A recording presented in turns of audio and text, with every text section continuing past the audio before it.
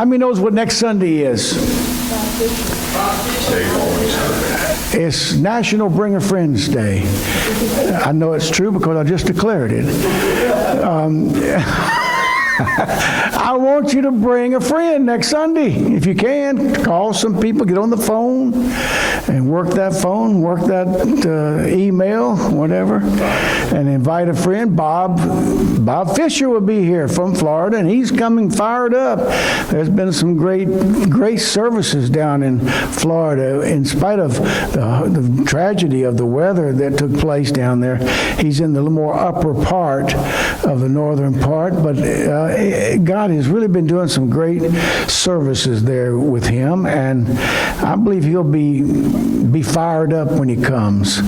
So let's get excited about that and bring a friend, call someone, invite someone to be here next Sunday for that, because they'll be very, very touched by that, very much so. Well, we're going to kind of finish up today, I think. I never know exactly what God's going to do, but I think I'm finishing up on the emphasis on the Holy Spirit. And we're going to the boneyard. That Sixth Sense movie, where the little boy says he saw dead people. I told people years ago, I've done that before. I've stood up and preached to dead people before. But praise God, you guys are not like that. You guys are very much alive. Amen. Amen. The Word and the Spirit brings life and restoration. I tell you what, I work with my sermons for a period of time, and sometimes it takes a while for me to know how to title it, because I want to title it in a way that represents the theme and what we're trying to teach and what we're trying to preach. But the Word brings, the Word and the Spirit, the wind and the Word and the wind brings life and restoration. Father, thank you for speaking to us today here in this place. And we're here to hear from you. We're here to hear the word of the Lord. We're here to receive the Spirit of God, to be anointed, to anoint us today, all of us. Anoint every one of us today with the Holy Spirit as the word is declared. In Jesus' name, and everybody said, Amen. Amen. I can't tell you how many times my life has been restored by the word and the wind of the Holy Spirit. Throughout all I've been ministering for a long amount of years, but I'm going to tell you, God's word is faithful to restore us. He restoreth my soul. He leads me in the paths of righteousness for his name's sake. The word and the wind restores us, brings new life to us. And I've seen churches that were struggling throughout our ministry, and all of a sudden we had a visitation of the Holy Spirit, and the word became alive, and the Spirit began to move, and it changed everything in a moment in time. Changed everything. Listen, God wants us to be saturated with the Word. The Word, Jesus is the Word. The wind and the Word brings life and restoration. And I believe that even this morning. For he says in Isaiah 55, my word will never return void, but it will accomplish that which I purpose that word. And he also promised the anointing on the word. Amen. Amen. So I'm believing that for this morning as well. In Ezekiel 37, 1 through 14, Ezekiel goes and has a service in the boneyard. And when you talk about a dead church, that on steroids, right? Without question. Ezekiel was a radical, wide-eyed prophet who served as a thorn in the side of Israel, during the 6th century. He was a thorn in their side, the prophet Ezekiel. I have preached in Ezekiel, the book of Ezekiel. I have preached on the glory of God being seen. I know that it was historically told that Jewish males were not even allowed to read that until they were at least 21, 22 years old. They weren't even allowed to read Ezekiel's vision of the glory of God. And then you go to 38th and 39th chapter of Ezekiel, and we're talking about the end times. I mean, there's so much. But this lies in verses 1 through 14 of Ezekiel 37. He was always calling on them to turn away from the foreign idols back towards the living God. Unfortunately, they did not listen. Consequently, the nation experienced annihilation at the hands of the Babylonians in 587 BC. Jerusalem was ransacked, temple destroyed, lying in smoke and embers. The once proud Hebrews were marched out of their homeland. From their exile in Babylon, the Jews cried out, "Our bones are dried up. Our hope is gone. We are destroyed." The psalmist recounts that, and he says these words, "How can we sing the Lord's song in a foreign land?" Ezekiel had a vision of a valley full of bones, dry bones. The bones represent the house of Israel, the nations of both Israel and Judah, whose hopes had died when they were conquered and scattered among the foreign nations. God instructed Ezekiel to prophesy to the bones. Now, I'll tell you what, I have prophesied to a lot of people. I have prophesied the Word of God many years. But man, to be asked of God to prophesy to a valley of dry bones, that's something else. The bones were raised to life in 2 stages. A physical, political restoration to their homeland, and a spiritual restoration to a renewed faith and relationship with God. The vision was given to assure the exiles that God's power would restore them to their place in the promised land, though their circumstances seemed at this time very hopeless.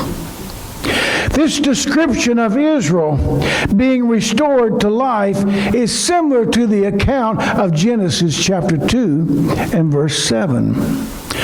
Now, you picture this. We're talking about a restoration. We're talking about a restoration looking at what happened in Genesis 2:7. The Bible says that God formed, He said, "Let us make man," let us, the Godhead. He formed man out of the dust of the earth. And there he was, formed out of the dust of the earth. But he was just an inanimate creation. And then the Bible says God breathed the breath of life into this statue that becomes a living being. Wow. And this is what happens to these dead bones. He raises them up, and then he has to breathe into them the breath of life, which we'll see a little bit later. This description of Israel being restored is very similar as we see in the creation. In a similar way, the dead nation of Israel would first be restored physically, and then God would restore them spiritually with the breath of life. This restoration was partially fulfilled when Cyrus of Persia allowed the exiles to return to Jerusalem in Ezra 1, verse 1. But it will be fully recognized when God gathers the Israelites to their land in the last days, with a great spiritual revival will occur. That's going to be something, isn't it? Interestingly enough, as I was developing and putting this message together, I saw a video of Perry Stone, and I had to put this in. Perry Stone, in a recent video just this past week, he says there's a new shaking of the bones taking place again. A new shaking of the bones. Ezekiel's boneyard. Let's look at the stunning events of the valley of the dry bones and how they relate to us. Once again, God's shaking these bones. All these years, the Lord has been faithful to His people, to us. We say it all the time. He's always faithful, isn't He? And He's faithful to these people that He loved, that He called. A portion of these verses as follows of Ezekiel 37. I like this phrase, the hand of the Lord was upon me. Hallelujah.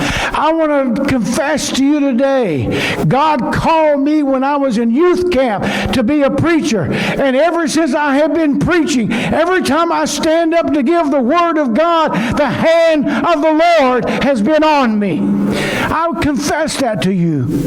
The hand of the Lord is upon me, Ezekiel said. And He carried me out in the Spirit of the Lord and set me down in the midst of the valley, which was full of bones. Verse 2, and caused me to pass by around them. And behold, they were very many of those bones, and they were very dry. Very dry. And sometimes we feel very dry. We go through those periods in our journey of faith. In verse 3, He said unto me, Son of man, can these bones live? And I answered, O Lord, O Lord God, only You're the one that knows that. Oh, man. Would you have said any different? I mean, you'd have said the same thing, God. And sometimes we look out in our lives and we look at people's lives, and can these people ever get straight? Can this situation ever get resolved? Is this situation impossible that I'm concerned with my family or with a situation in my life? God, only You know those things. And flip over the sheet, verse 4, and again He said unto me, Prophesy upon these bones. And listen to this. Hear the word of the Lord. I love that. Hear the word of the Lord. Prophesy upon these bones, meaning the Lord will give a word to guarantee the restoration and revival. And I believe God has a word for this church. He wants to bring revival, restitution, and new life to every one of us. We all need it. We all need it. And you walk and serve God for a certain amount of years, like we leak. We leak. We need to be refilled again. And He says, hear the word of the Lord. How many times have we opened up God's word and we've seen that same verse 100 times, but all of a sudden it leaps off the page at us and it becomes that rhema word in a moment in time, which changes everything. Hear the word of the Lord. Verses 9 and 10. Then He said unto me, Prophesy unto the wind. It's the word and the wind that brings life and restoration. Prophesy unto the wind, the breath. Thus saith the Lord God. Come from the four winds, O breath, and breathe on these slain that they might live. In the original Hebrew, it says, prophesy unto the Spirit. Come from the four breaths, or four is symbolic of fourfold, denoting total and complete restoration. How many knows when God does a restoration, He does it well and does it complete? So I prophesied as He commanded me, and breath came into them, and they lived and stood on their feet. I love that. An exceeding great army. We need an army. We need a great army. Stood on their feet speaks of spiritual life. I said stood on their feet speaks of spiritual life, enabling them to stand. And the word says in Ephesians 6, having done all to stand, stand, putting on the whole armor of God. Rise up and be the army that God has called you to be. By the Spirit of God. So I prophesied. Unto the Spirit. The prophet did as he was told, as he prophesied. Ezekiel heard a grand rattling. Bones clicked and chattered and reconnected. Sinew appeared out of nowhere to hinge the joints, and skin spread and refresh those skeletons. The ravine of bones became a collection of bodies, yet the bodies had no breath. They had no life. They had no beating hearts. They had no beating or breathing lungs or beating hearts. So God told the prophets, prophesy again. You got these people standing up as a mighty army, but they're dead still. So God told the prophet to prophesy again. Breathe on these slain that they may live. Listen, apart from the Spirit, we may have bones, we may have flesh, we may have scalps and teeth, but we have no life except the Spirit of God that is in us. In 2 Corinthians 3:6, the law of Moses, for the letter killeth, but the Spirit brings life. Come on. The letter killeth, but the Spirit brings life. Now God delivers the punchline. I will put my Spirit within you, and you shall live. Come on. And I will put my Spirit within you, and you shall live. And I will place you in your own land. Then shall you know that I am the Lord. I have spoken, and I will do. And I declares the Lord, I do what I declare I will do. Amen. I'll tell you what, one of the greatest fulfillments of Bible prophecy in our lifetime is the returning of the Jews to their homeland. There's nothing that can it's just beyond comprehension, beyond understanding how people, millions from all over the world in the last 20, 30 years have come back to Israel. It's amazing. It's amazing fulfillment. But it's not going to end there either, is it? Look at the promise that He kept. He gave in Ezekiel 36, 24 through 28. And I just had to do the message on this one. God says, for here's what I'm going to do. I love that. For here's what I'm going to do.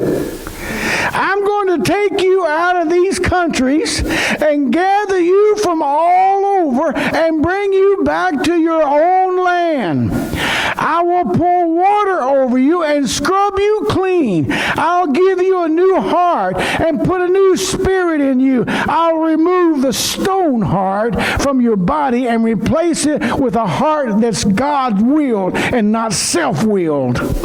I will put my Spirit in you and make it possible for you to do what I tell you, to live by my commands. You will once again live in the land I gave your ancestors. You will be my people and I will be your God. Come on. Amen. Man, how amazing. How amazing.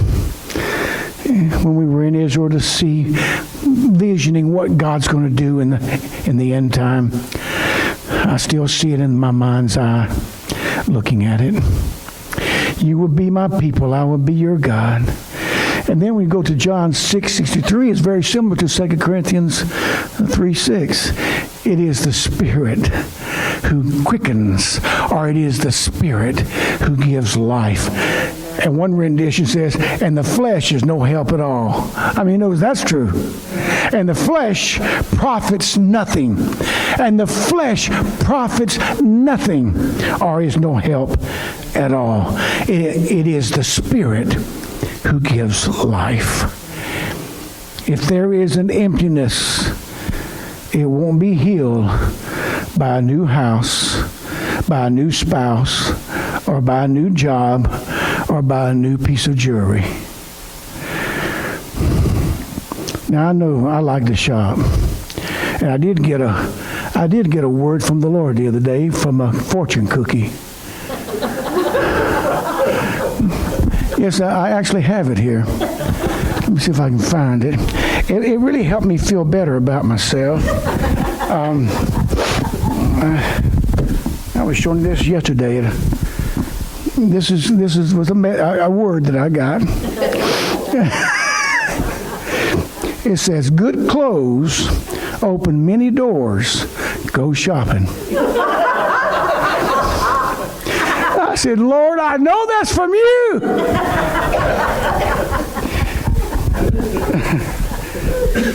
But the truth of the matter is, the emptiness won't be healed by a new house. It won't be healed by a new spouse. It won't be healed by a new job. It won't be healed by a pretty piece of jewelry. Only the Spirit gives new life. And thank God He will. Dry marriage, that happens. He can enliven it. Dead-end career, His Spirit can breathe on it. Scattered remnants of yesterday's dreams, the Spirit of God can reassemble and rekindle them. He can breathe on your dry bones once again. It's time to be revived. Lethargy needs to be replaced with a new vibrancy. It's time to get into the flow of the wind of the Spirit from heaven so we can have a spiritual renewal. Amen. So be it. Oh God, let it come and let it happen. Let it happen. Let it happen. Come on. We're going to sing for the third time. You're going to be able to sing this. Becky's finally learning to play it. But let the rain of your Spirit. I have a word. Yes. And it's so cool because it's what you're preaching on. Well, give it. God is so good. First off, I want to remind everyone of the word that He gave a while ago, which is, although this congregation is small, He has mighty things. I believe that.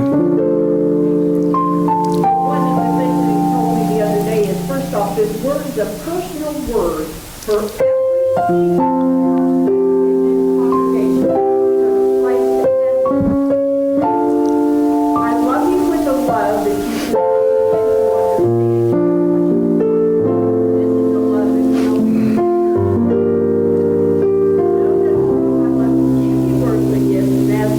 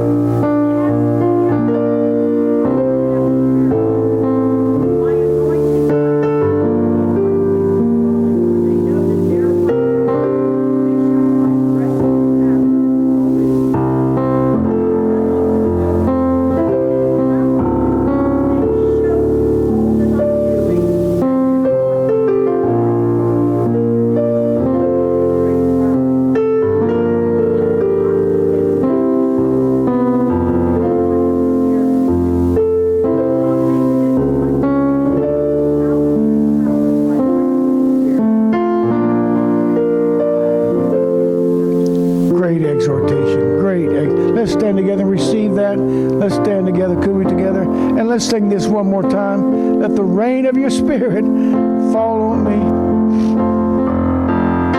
Let the rain of your presence fall on me. Every day that I live, with every breath I breathe, let the rain of your presence fall on me. Where I go, Lord, let your presence flow, rain on me. Love divine, joy unspeakable, overflowing in my soul. This heart of mine is refreshed and at rest in your presence, in your presence.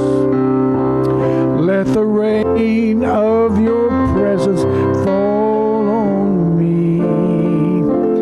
Everywhere that I go and every breath I breathe, let the rain of your presence fall on me. Everywhere that I go, Lord, let your presence flow, rain on me.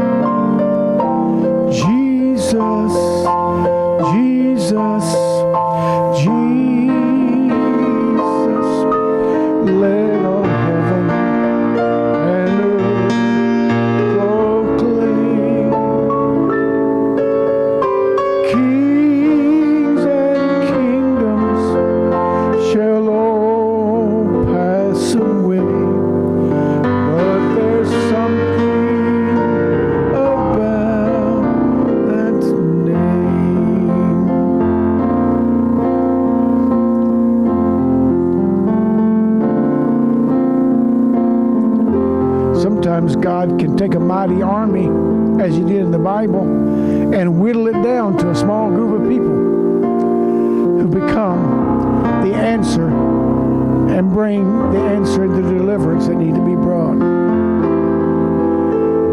Do not despise the day of small things, for I am the Lord God, and I will do mighty works. I will work my works through you, saith the Lord.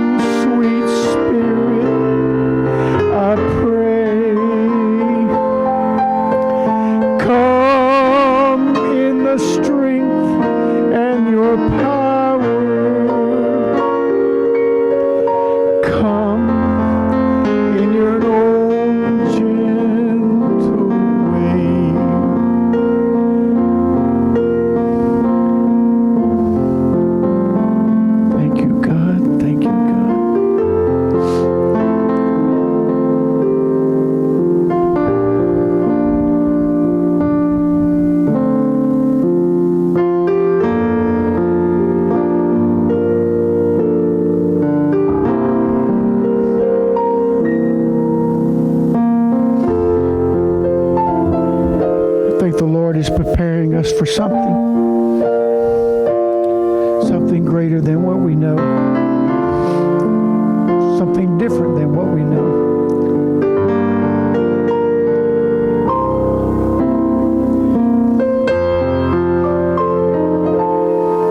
Man makes plans, but God is the one who directs paths.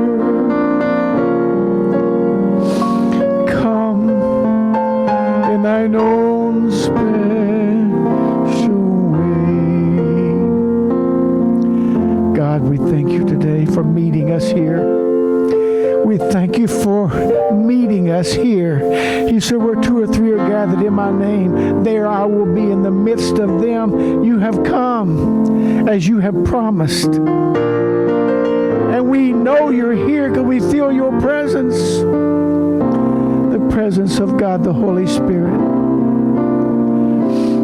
Thank you, Father. Thank you, Father. Revive us. Bring restoration and bring new life to every one of us and to this church corporately. Thank you, Father, for answering that prayer.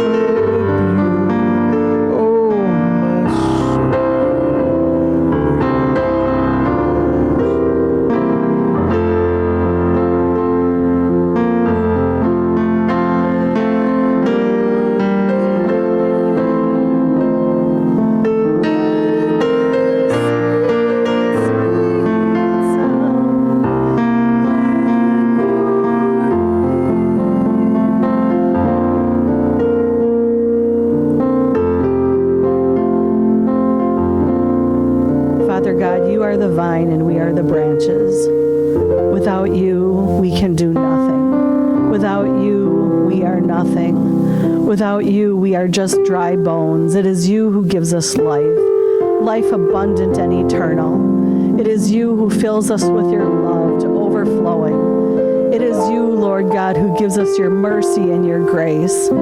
It is because of you that we stand here today, because you are worthy, O Lord. We have come to adore you. We have come to worship you. It's not for us, Lord God. It is because of you, because you are worthy. And you are the Lamb who was slain from before the foundation of the world, that we might have life and have it more abundantly. I thank you, Lord God, for this body of believers. I thank you, Lord, for this family that is brought together by the blood of Christ. Lord God, we just thank you. We worship you and we adore you. And I just ask and pray that each person here senses your presence, that each person here knows your spirit, that each person here is going to be seeking you in the secret place, in the quiet place, in the place of redemption, in the place of mercy, in the place of grace.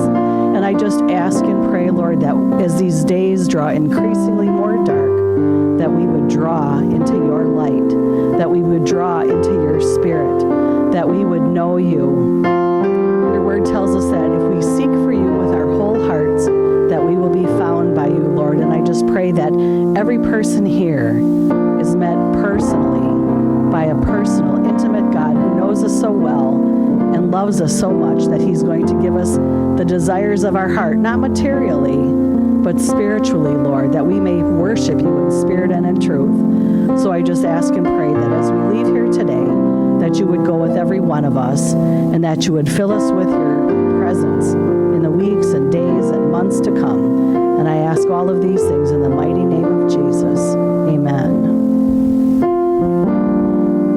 Get saturated with the Word and filled with the Spirit. I think this is a good day for Bob coming next week. It's just going to add on to what we started here today, what God started today. So just come expecting something. Wouldn't it be great if this place just shook? We could just see this place shaking. Wow, that'd be great. That's not impossible to perceive that in a spirit. And listen, God love you and bless you. And oh, this tastes good. Doesn't this taste good today? Taste of the Lord and see that He is good. Yes. He gave us the word today that we needed, and it came from numerous ones of us today, and all from His Spirit. God bless you and God love you. And shake hands and don't leave without hugging somebody.